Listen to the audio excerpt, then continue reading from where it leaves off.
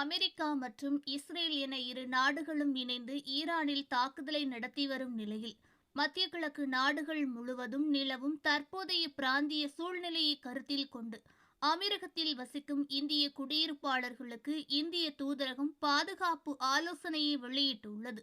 இந்த பதற்றமான சூழலில் அமெரிக்கத்தின் மீது தாக்குதல் நடத்தப்பட்டதால் அமெரிக்கத்தில் உள்ள அனைத்து இந்தியர்களும் தேவையற்ற பயணங்களை தவிர்க்கவும், உரிய கவனம் செலுத்தவும், விழிப்புணர்வுடன் இருக்கவும் அமெரிக்க அதிகாரிகள் மற்றும் தூதரகம் வெளியிடும் பாதுகாப்பு வழிகாட்டுதல் மற்றும் ஆலோசனைகளை பின்பற்ற வேண்டும் என கூறியுள்ளது.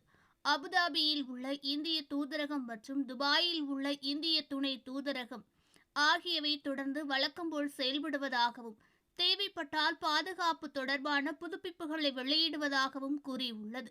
மேலும் இது தொடர்பாக அவசர தேவைகளுக்கு கால் சென்டர் எண்ணோ அல்லது வாட்ஸ்அப் எண்ணோ தொடர்பு கொள்ளலாம் என கூறியுள்ளது.